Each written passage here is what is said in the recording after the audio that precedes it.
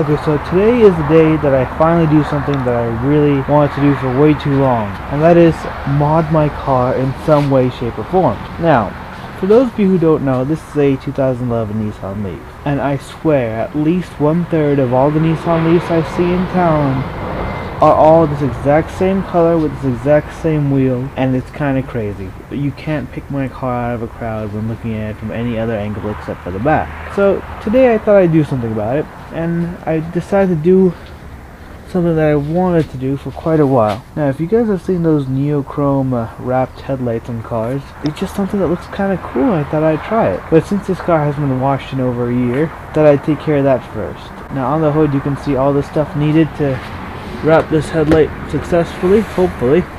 Okay, so here we have some isopropyl alcohol to clean off the headlight after we clay bar it over there. You got your heat gun, you got two wrap thingy-majiggers sheets, got a squeegee spray bottle, razor blade or razor knife, clay bar, microfiber cloth inside that box, and total each of these were about $7. This was $9 and this was $14. So a little bit more money than I thought I'd be spending, but again, it's something I wanted to do for quite a while. Now, one thing that does concern me quite a bit is the actual shape of these headlights. When I looked online, all the cars that these people were doing, this too had a nice smooth shaped headlight with no crazy bends in it or anything like that. I think this Nissan Leaf might be the first one to get a NeoChrome setup, crazy regular headlight shape. So let's do this. So step one, clean this off. Oh, it already looks much cleaner. Wow.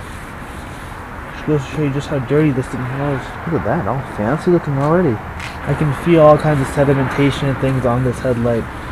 So clay barring it is definitely going to be a great idea. All kinds of scratches and things right here. Definitely feel it even with the water on here. It's pretty rough.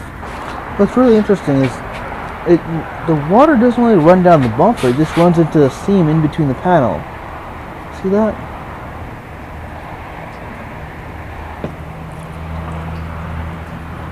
So weird.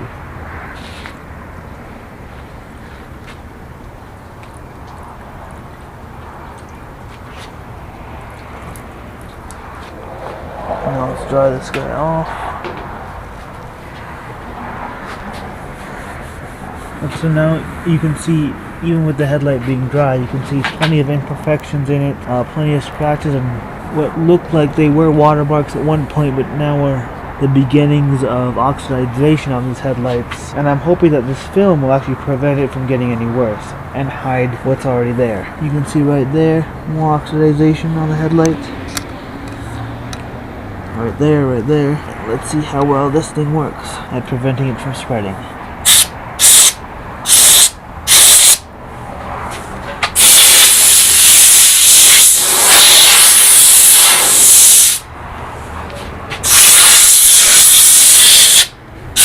Okay, next step is to get the clay bar ready. Now apply light pressure to it. Oh, I can already feel it actually working. When there are minerals embedded in this kind of thing, you can feel the rough surfaces, and this really does feel like it. You can feel the areas getting smoother after I go over it a couple times. Now, next step is the isopropyl alcohol, about 70%.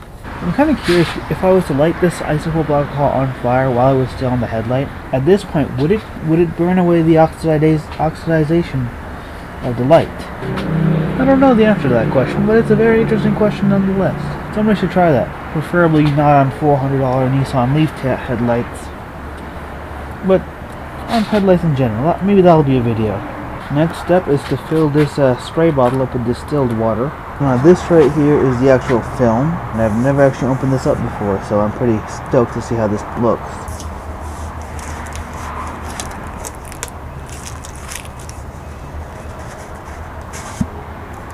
Oh wow, that's blue. That's almost matching my car blue. Okay, that works.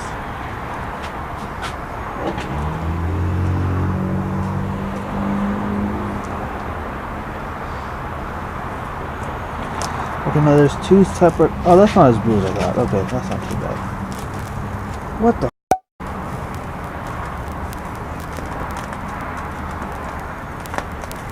Is this a joke? I'm gonna open up the other one, see if it's this up. Maybe I can just lay it out in the sun and it'll go back into shape. Try that for a bit. Get the heat, see if it can widen it out. This one also appears to be screwed up. So these are both the tint strips I just received. And yeah, I don't know what to do with those.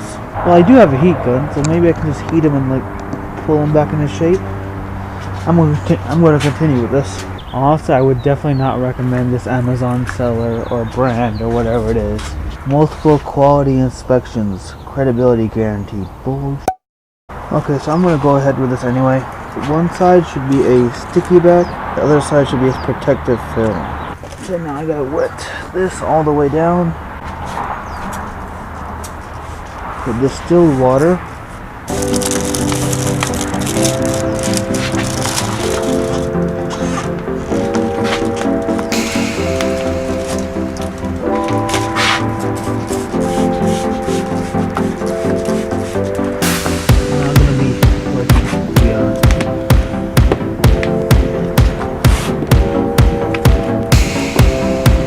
Maybe it is.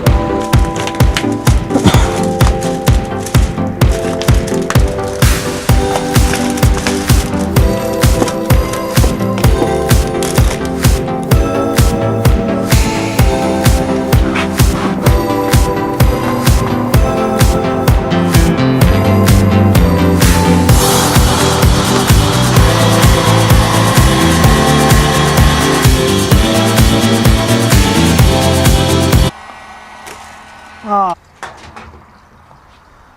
Well, that's junk now. That ripped in half.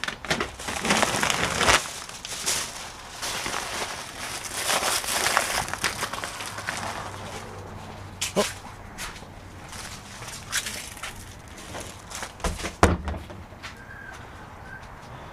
Note to self. Buying tint next time, buy the right size. My GoPro battery has died, and this is what it looks like so far. It's actually come out pretty badly over here. Everything's all creased up and messed up looking. When you come to the inside, it's even worse. I think my main issue is just the fact that this headlight has so many compound curves in it, especially with this fin right here, and it's also so large. There's got to be a better way of doing this. Honestly speaking, when it comes to a headlight of this size, I think it might be a two-man job or two-person job. And as you all know, I am forever alone. It just has the potential to look so cool. I mean, look at that. That looks amazing. It didn't come out so badly when I tried to do it. I'm gonna keep working at it, see if I can get it to, even out a bit. Seems like all the water's run out of it now. See if I can just apply the heat gun and maybe get it to melt on there. If not, I'm just gonna pull it off. I mean, it's just kind of embarrassing at this point to drive around like this. At this point, I don't really have anything to lose, so I'm just gonna try and heat gun the whole thing. So this right here is pretty much the end of attempt 2. I'm gonna be labeling this a failure because of all this damage to the tint. Actually, some of this just so scratched up and damaged. I don't know how this even. Just look at that.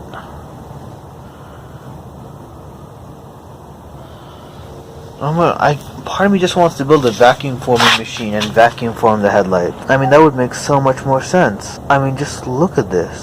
The main issue is I didn't stretch it when I was doing this correctly. I didn't apply enough heat while I was stretching it.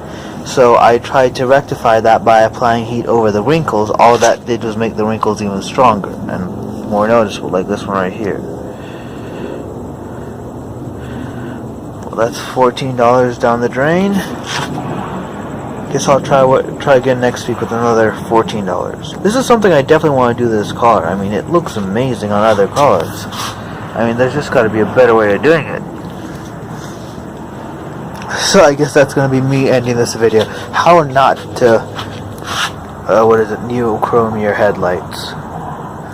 I'm going to try this again. I'm going to do it right next time. or the time after that. Just down here doesn't look too bad. It looks okay. It's still pretty scuffed up and everything. But again, that's just a clear blur that I can pull off. Once you start to get around here, like this was actually one of the creases that you saw in the film.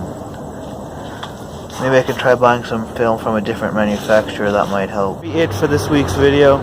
If you like seeing me fail, hit like. If you want to see me try it again, which I will, hit subscribe. The video will be up in a couple weeks. If you want to see the Volt, I do have a video right now that I'm editing on it. So subscribe for that. Got plenty of cool stuff coming. Have a good one, guys. Do whatever you guys do on the internet.